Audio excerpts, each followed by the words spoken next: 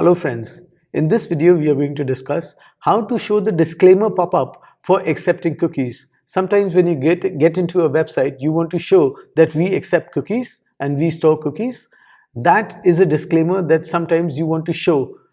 So basically for that, all we need to do is go into settings, user experience, and in the user experience, we need to find where the show accept cookies pop-up is. If you cannot find it like this, you can always search it from here.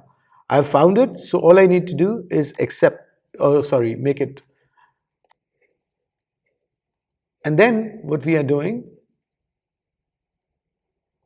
is when we refresh the screen,